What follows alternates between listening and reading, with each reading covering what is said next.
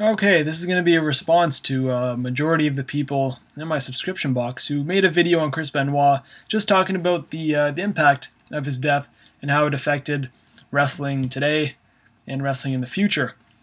Now, for everyone, I'm sure, knows who Chris Benoit is and what he's done, and even those who don't watch wrestling, they are familiar with the name Chris Benoit.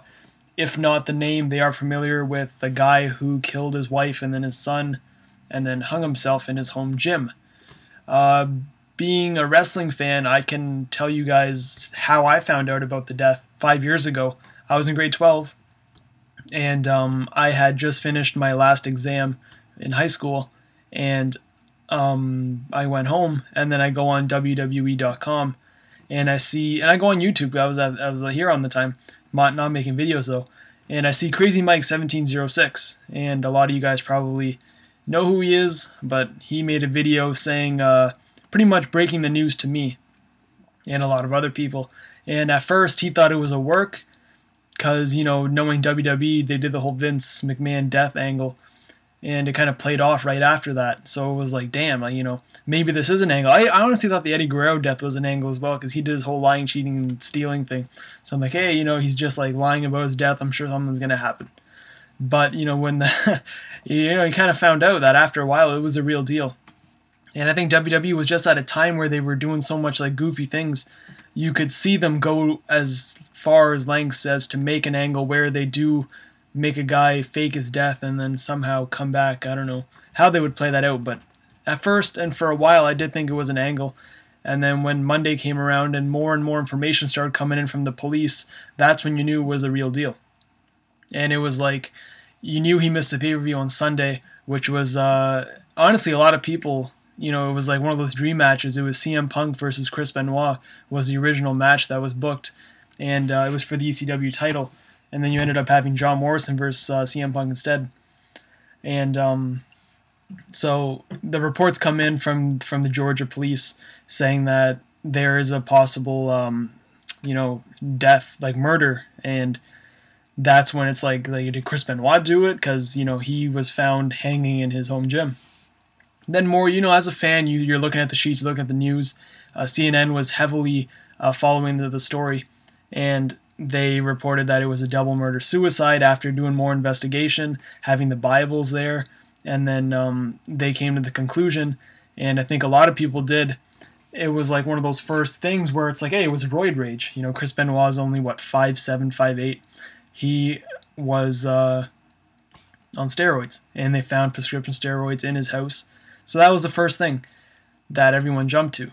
And looking back at news reports from Fox, from CNN, they attacked wrestling as being such a bad sport and such bad this, saying that wrestlers are doing steroids, and they started acting like they knew what was going on. As fans, we're put at fault for thinking that we know what's going on, but at least we follow what wrestling is. Where these reporters, they just have a script and they say, oh, be sure to mention that wrestling and steroids.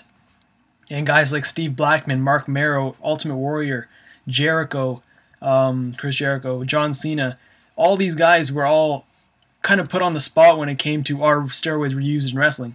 And of course you got the guys in the business now like Jericho and Cena who kind of had to defend Vince McMahon and his company, where they kind of play it off in a way it's like, we don't use it because there's a policy and all this. But you got guys in the past who go on the record saying, it's passed around throughout the boys. And that's what gave wrestling a bad name. And I vividly remember, even to this day, I can look back and find it. Guys like Steve Blackman, who, when I think it was Blackman and Marrow and Deborah Marshall, Steve Austin's ex-wife, she pretty much attacked wrestling as being so violent and so bad and for screwing up her relationship with Steve Austin. And you had these guys fighting tooth and nail. It was pretty much the world against these two wrestlers, and they fought every tooth and nail to respect the honor of wrestling. And props to them for doing that, because, there aren't a lot of guys who can really go on national television and be looked at as the wrestler, as the guy who takes steroids, as the guy who did this and did that. And they defended them. They defended us as the fans, because now wrestling fans are looked at as, you guys support murderers and roided up freaks and whatnot. And then Christopher Nowinski, this is another big break, the big lead into the story, where he wanted to do an autopsy on Benoit's brain. And I was in grade 12 at the time. That was grade 11 I found out about that, and then grade 12 is when I had my law. I remember this because it was like my big project was about something that had to do with law, anything. And I did steroids in wrestling. And I used Benoit as a perfect example. And I talked about steroids, and then I talked about the brain. And his brain was like pretty much an 80-year-old Alzheimer's patient. And that being, how old was he, 38, that was pretty rare to see. And there were a lot of football players who've been through that. And there were a lot of other sporting figures, but none of them, as they said, was bad as what they've seen from Benoit. And reason being is because he took so many shots to the head, his diving headbutt, concussion after concussion after concussion, being untreated, would lead to a guy being so screwed up he would go to the lengths that he did and commit the acts that he did. And a lot of people say that, hey, he probably had no idea what he was doing at the time, which is probably very true, because, you fast forward to from 2007, 2008 to 2012, I'm doing abnormal psychology, and once again, I use Benoit as an example while doing an Alzheimer patient study. And I use, once again, Benoit because I think he's a perfect example of someone who, in a sense, he saved a lot of guys in the future, but I think with the human, just our mentality is someone has to be sacrificed for us to know what's going on. If Eddie Guerrero wouldn't have died, there wouldn't have been a wellness policy in the WWE. If Benoit wouldn't have died, there wouldn't have been such a strict rule on concussions in wrestling and getting shots to the head in the WWE, that is. I know they still do it in TNA and they still do it in ROH and CCW and whatnot. But WWE, with the strict schedule and because the guys are in such demand, they don't have time to they don't have the ability to take time off because they are just on the road so many times a year. And take Alberto Del Rio, who had a concussion for like a week, and he missed a pay-per-view, but he was on Raw the next night when he was cleared to go. So just small things like that Benoit's death has really improved in wrestling, and it has, I'm sure it has saved lives of a lot of guys. But it's just sad that instead of thinking long-term like that, they need a guy, his son and his wife, to pretty much take the fall before they realize that, hey, maybe we should change our ways. Take, I don't want to say Edge for an example, because I don't know what the situation was, but like his neck was so screwed up. Maybe in WWE in 2005, he would have went out and still wrestled. But, in 2011, it was kind of a different story because he knew that he could have been screwed up for the rest of his life. It's like Darren Drozdov, for example, who got dropped on his head, pretty much paralyzed from the head down. And that's about it. Me going to the Chris Benoit house was an experience that I would never forget. One of the main highlights of everything, WrestleMania 27 trip was going there.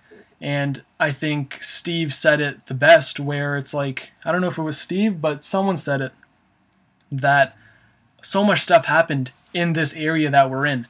You had police investigation, you had ambulances, you had wrestlers like paying their visits, and like everything imaginable in a bad way had happened in this little area that we're in. And for us to stand here and know the history of this person, how this person changed, how the events that took place in this area changed wrestling forever, it's hard to believe. And the fact is, it took us 15 minutes driving through a forest and through this bumfuck, I don't even know what it was, Fayetteville, Georgia County, like in the middle of nowhere. No one would have known this was happening. Like, that was like, I'm speechless because when I think back, driving through that forest and just seeing nothing but like trees for a good 15 minutes, and then you come to this little community where the houses are at least a good 2-minute drive apart from each other, and they all look the same, and it's like you can hear literally a penny drop because it was that quiet and no one was there, and everyone just stays in their house and no one wants to be bothered. I got my rock.